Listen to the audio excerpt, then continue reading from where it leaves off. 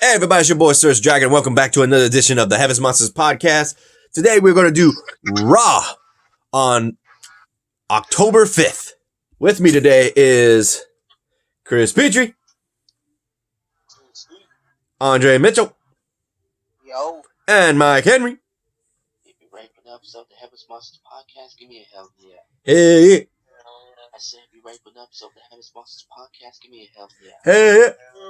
Let's try Monday Night Raw then. Nah, we're doing NXT, remember? Yeah. Baka. Be a baka. That's a fail. Nah. We're going to do NXT TakeOver. Let's do that. Like I said.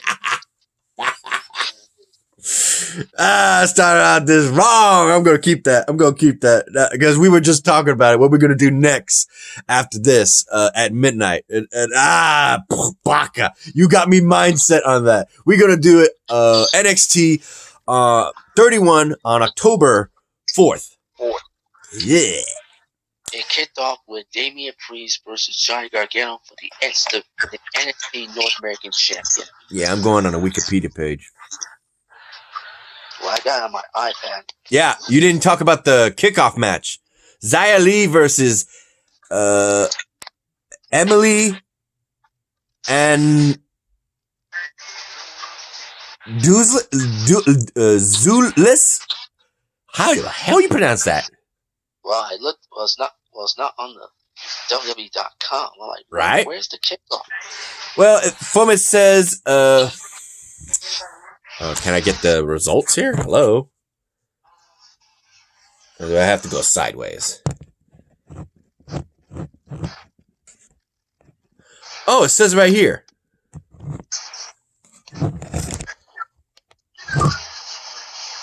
I think Xia Li won the match. It says versus, but it doesn't say who won.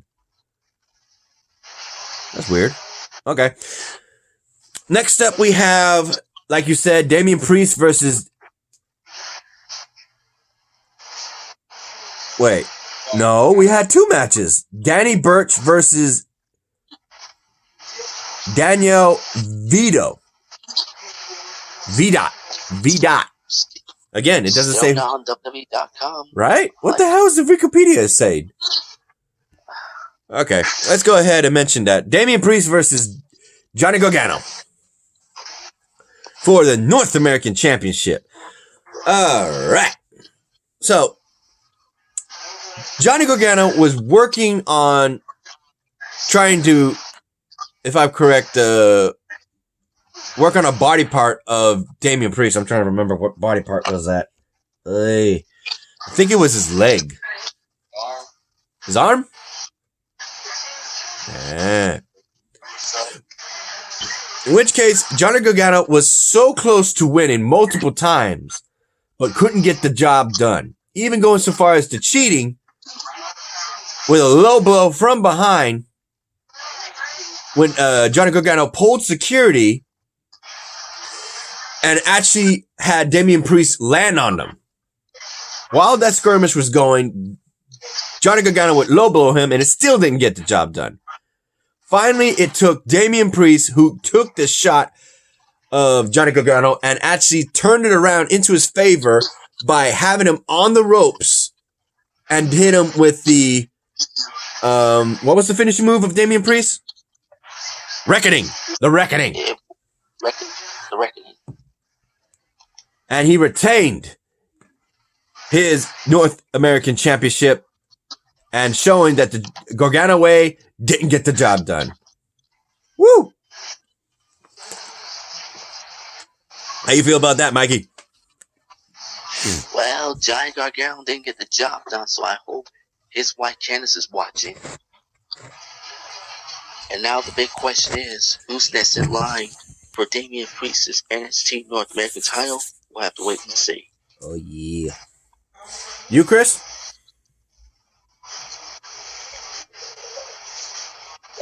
Gargano and Damian Priest have retained his North American Championship. Hold on, that part of his legacy. Yep. Andre, how you feel about Johnny Gargano losing to Damian Priest?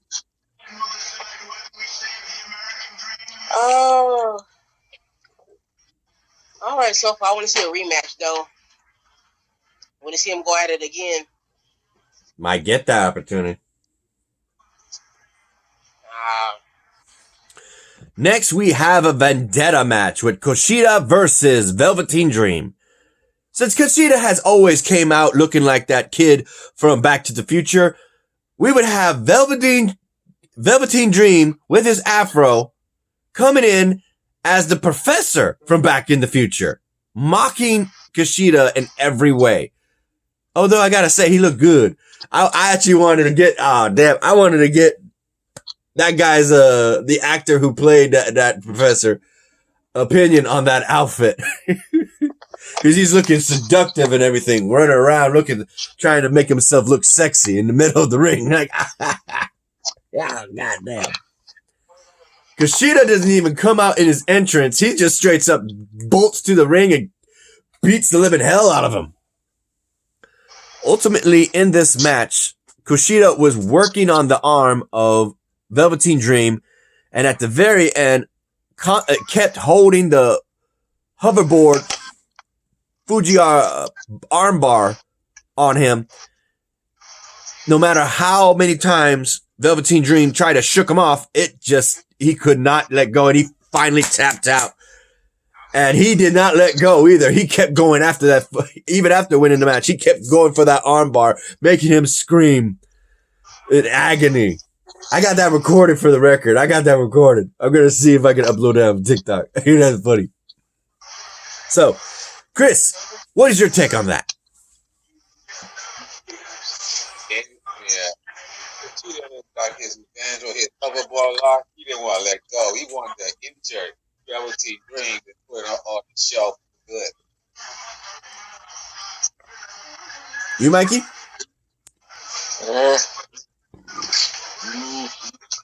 Tough loss for Velveteen Dream. Tough loss indeed.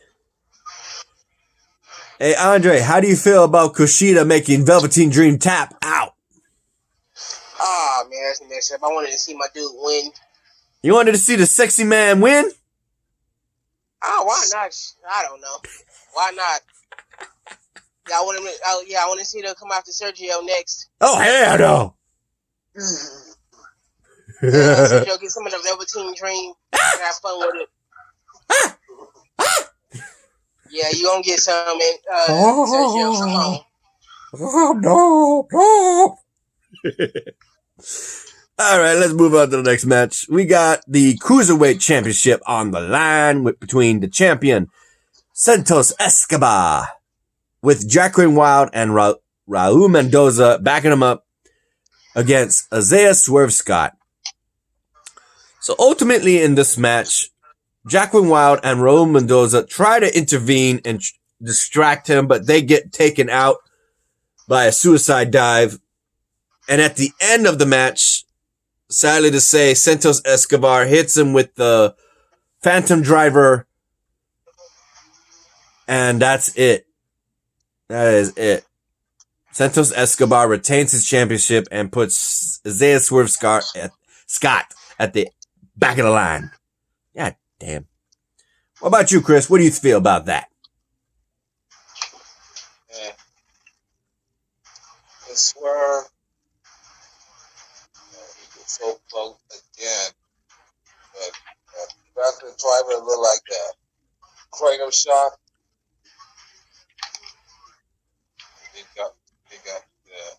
Got the job done on that. So Isaiah Swerve Scott is back in the line.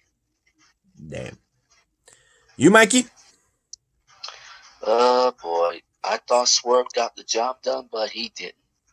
And now the big question is, who's next in line for Santos' NXT Cruiserweight title? We'll have to wait and see. How you feel about Isaiah Swerve Scott getting beaten by the Cruiserweight champion Santos Escobar and retaining his championship, Andre? That was all right. right so far. Next, would be the NXT Women's Championship match between the champ Io Shirai versus the challenger Candice LeRae. After her husband lost his opportunity at Gold, Candice LeRae was definitely hoping to win her opportunity. Definitely giving Io Shirai a run for her money as the Poison Pixie, even going so far as to have Johnny Gargano intervene in the match as a referee, trying to do a speed 3 count. Couldn't even get that done. And when the referee actually came back and told him to leave, he actually got the title so that Io Shirai could be knocked with it, and it successfully worked. Until she actually pulled up her arm. Not even getting hit by the championship. Put Io Shirai down. After which Io Shirai kept hitting her, and finally hit her with a combination of, a super avalanche, Spanish fly, flip, off the top rope onto Candice LeRae, and then hit her with a moonsaw and retain her championship. Before we get on to what happened after that match, Mikey, would you get your thoughts? Well, the Garganos have failed. They Completely. And wait. Completely. Like I said, the Garganos failed. First, Johnny lost to Damien, and now Candice loses to Io. And now the big question is, who's next in line for Io's title? Like I said, we have to wait and see, because the Garganos, they got their asses whooped. Mm-hmm. The Gargano house lost. Straight up. They didn't fold, they lost. You, Chris? Io Shirai had retained her NXT championship, and now she got who's gonna be the next contender? Might be Tony Storm. Yeah. Hold that thought, Mike. Hold that thought. All right, Andre, how do you feel about Io Shirai beating the hell out of Candice LeRae? Yeah. All right, I guess. I don't know. Forget them. I wanted to see Garganos win, but oh well. You wanted to see the Gargano house win? Yep. Andre, that's stone cold. That's stone, man. Oh. They going for Sergio next. They ain't. Alright, so before Chris could spoil it, let's go ahead and mention who showed up after that match. On the monitor, which was greatly modified for that night in the Thunderdome. Actually, not the Thunderdome. It was the Celebratory something Central Wrestling Center. I think. Something like that. He had a cage on that. Yeah, there was barbed wire cage along with plexiglass. Like, what the hell? So on the side of the ring, not at the main stage, but on the, let's see, if you're coming down the stage, on the left side of the stage area, where the stage, the seating was, you had a big ass monitor that showcased Toni Storm, a NXT UK brand wrestler, winner of the second Mae Young Classic tournament, and she, former NXT UK Women's Champion, actually say that she was coming back to NXT itself, and she was looking for gold against Io Shirai. After that, then we see the mysterious figure, motorcyclist, actually appear, come into the building, come to the stage, and it reveals that she is none other than one of my favorites. Woohoo! Texas own, baby. Texas own. She's from Dallas, Texas. Trained with Booker T. She is the former NXT Women's Champion, Ember Moon. She's back, baby. She's back. Yeah. So we got 2 new contenders coming for that championship belt. Woo! Woohoo! Io Shirai, you got your hands full, girl. What do you think, Chris? Since you were trying to spoil it, you were trying to get to it.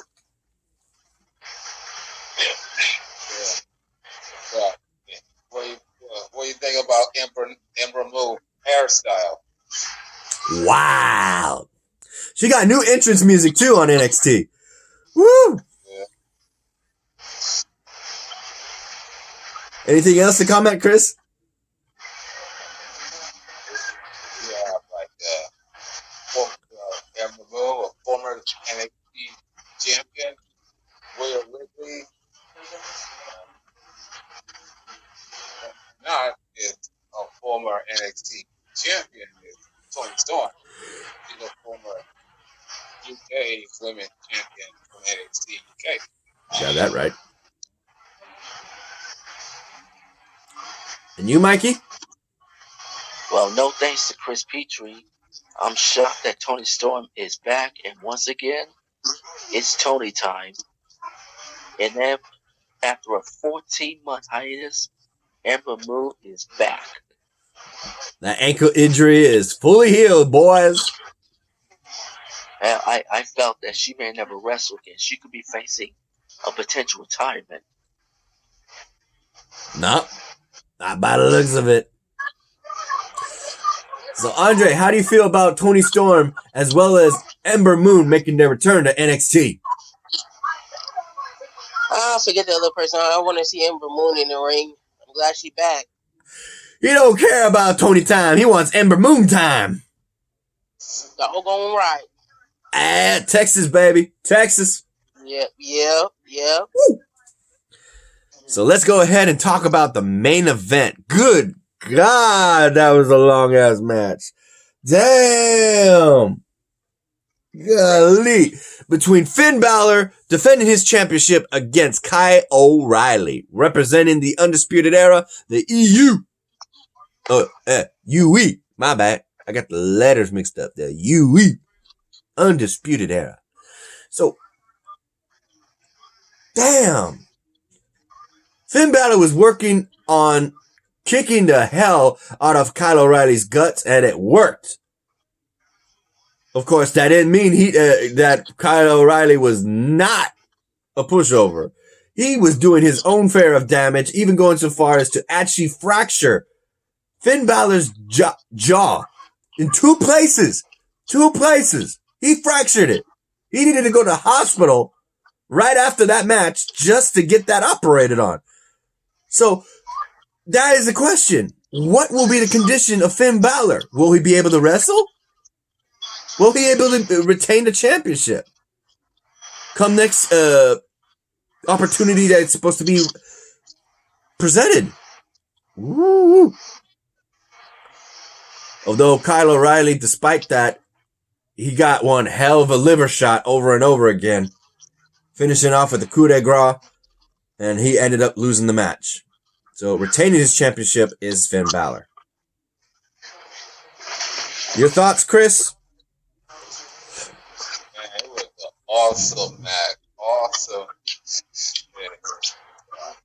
Finn Balor got busted over by that broke.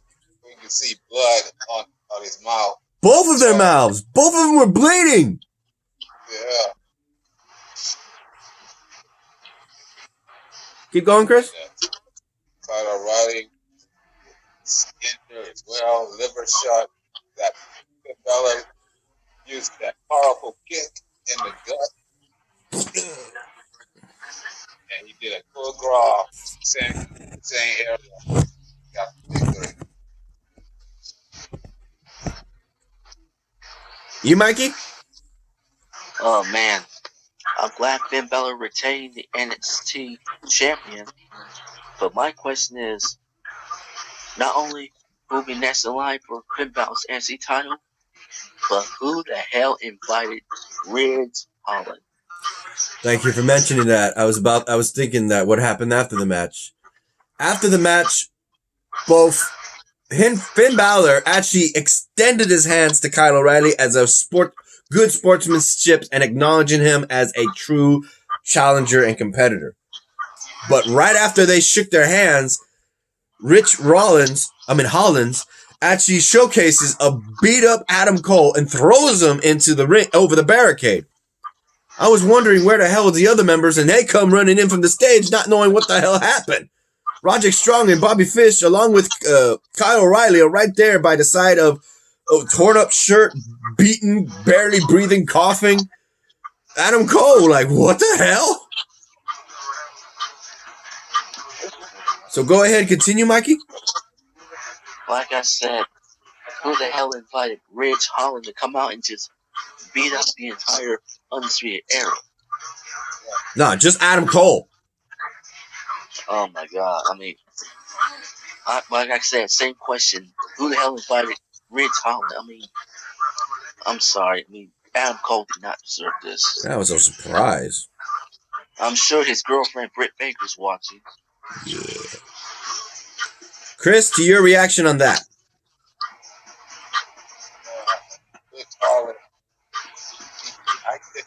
He broke Adam Cole's ribs.